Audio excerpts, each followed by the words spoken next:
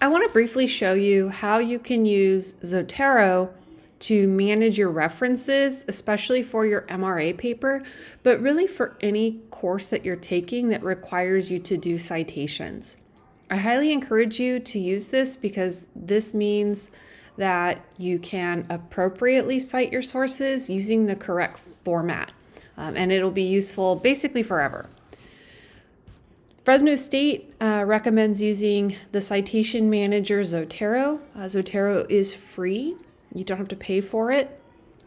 So if you go, I just Googled Fresno State Library Zotero, but you can see the website up here and you can find the Zotero citation manager. So down here it tells you things about like how to use it, how to add items to your library, how to organize your library, etc. But really what you want to do is download Zotero for whatever system you have. I don't know why it says for Windows because I actually have a Mac, but that's fine. And then the Zotero connector for your browser. Once you do that and you have it installed, when you open it up, it'll look something like this. And so you can see that I already have a folder called MRA Papers, but I'm just going to go ahead and create a new folder so that you can see what it looks like to add things. So I'm just going to call it MRA Sample. I'm going to hit OK. So I have a new collection and I can add all of the papers that are relevant, all the sources that are relevant to what I'm doing. So for the MRA paper, let's just say that I'm going to write it on this bacterium, which is just a bacterium that my previous class wrote theirs on. And this is one of the references I want to use. So sometimes if you're finding a paper in PubMed, you might see something like this where it says cite. And you can just download it. Right, go to your downloads, click on it. Do I want to import? Yes. Boom. And there it showed up right there in my collection. Another way I could do that is maybe you found the paper, like you found the reference itself, like the original paper, not just through PubMed. So now you're going to read the paper and you want to cite it this way. Different journals will do this different ways, but the majority of journals will have a way for you to cite the paper. So let's see if it's under Share. No. Tools, Export Citation, Zotero. Okay. Saving. And I bet now if I look at my, see now it has it listed twice, which I don't want, but just to show you there are different ways that you can do that. So I'm going to go ahead and move this item to the trash because I don't need both of them. But sometimes, like in other classes, not in this class, but in other classes, maybe you're going to be citing like a newspaper article or something. When you have this connector up here, you can just click on that. Let's see what happens if I click on that. So I could also click on that and it saves it in the appropriate format. So you just want to make sure that it gets saved in the appropriate format. And this one actually saved the PDF with it as well. So maybe I'll delete this one because I like having the reference here. So that's how you can add things to your Zotero.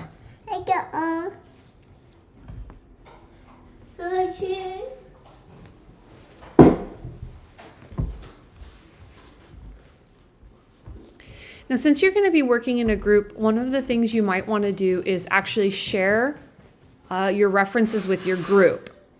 And you can do that by going to zotero.org/groups. You'll create a new group, and you can just follow the instructions here on how you want to do that. So that will allow everybody to have the same references in the group. Or you can just share the link to the reference and everybody can populate the references that way. That's fine, however you want to do it. Now, many of you may be using Google Docs to collaborate. When you add the extension, like from here, when you add that connector to your browser, that automatically will allow it to integrate with Google Docs. So let's pretend we're working in Google Docs. This is our shared document between you and your group mates. This is our paper about our bacterium called, I don't remember what the one is called, so dolo something, right? Of course, you're going to write more scientifically, and that's fine. Now I want to add the reference. This bacterium is a gram positive coccus. Okay, and I have to add my reference. So you see Zotero's right here. Add citation. And this is the reference I want to cite. So I'll type Collins because that's the author. Okay. All right. So I'm going to cite that. Okay. And now you see it's here. And the ASM, the American Society for Microbiology style, is the style we want to use. And the way that we select that is we will go into Zotero. Okay, so keep it open. And let's say we want to go ahead and do document preferences. This is where it'll allow us to select what citation style we want to use. When you go to citation style for the first time, it may not show American Society for Microbiology. So what you have to do is go into the Zotero style repository. I believe, so if you do Zotero style repository, I just Googled ASM Journals Zotero style, but the website itself is zotero.org/styles. And then you can type in here American Society, and you see American Society for Microbiology. Click on it, add the citation style to Zotero, say okay. It's installing the style. And for me, since I already have it, it'll just make sure that it's updated appropriately as of whatever this date is. And so now when you go back to Google, and Zotero, you can select American Society for Microbiology and hit OK.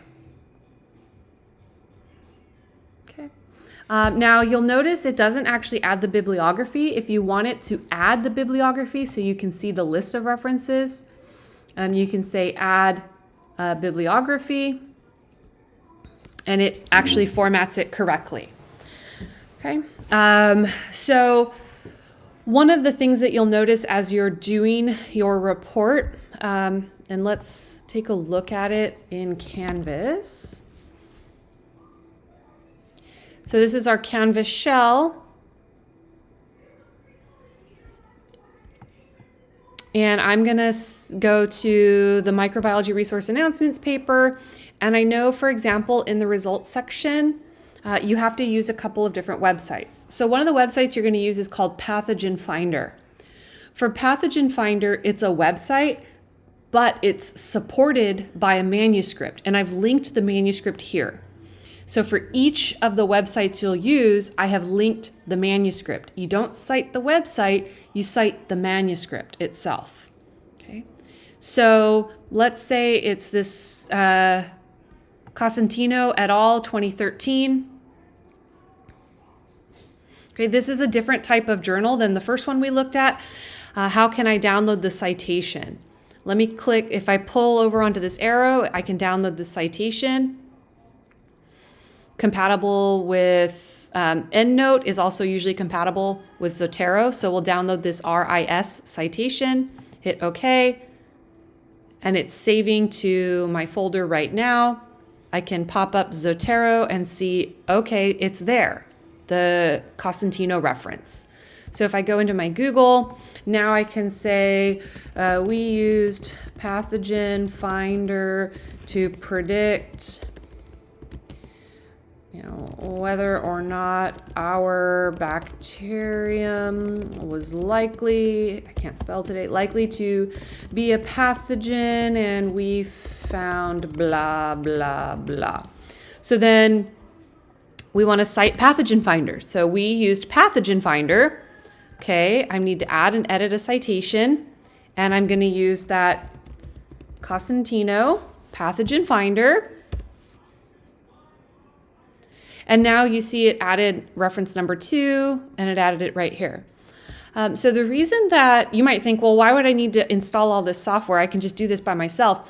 But let's say I need to add a reference up here. Let's pick, I don't know, let me see if I can find another reference about this bacterium real quick. Okay, I want to cite this reference. That's fine. So I'm going to cite this reference, but when we cite a reference, remember we've actually read it, which is not the case right now. So now I need to cite this reference by Photodar. So I'm going to go back here, this bacterium, and I need to cite my new reference. Shoot, now I'd have to redo all my numbers, right? But using this reference management software, oh, now it's number 1, the other one's number 2, the other one's number 3. So it does it for you, which makes it a whole heck of a lot easier. Now, the trick is going to be when you are ready to do this in Word, because I've asked you to submit a Word document. So there is a Word plugin. You can go to, I Googled Zotero Word plugin, but here's the website listed here. You can always type that in. And it will allow you to install the Zotero Word plugin so that you can continue to work in Word. Now, what you want to do when you're working in Word, so I'm going to call this, my MRA draft. That's fine. Okay, so this is our MRA draft, and now we want to go ahead and export it to Word. So first, what you want to do, always, always, always make a copy.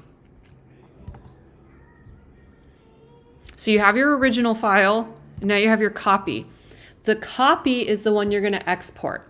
So what you have to do is go to Zotero, switch word processors. Okay. It takes just a couple of seconds. All right. Now it looks awful. I don't know what any of that means. Let's go ahead and download it. So I'm going to open it. Oh my gosh, what do I do here? Now, if you've integrated Zotero with Word, you've downloaded that plugin. Now what you do is you tab over to Zotero, you hit refresh.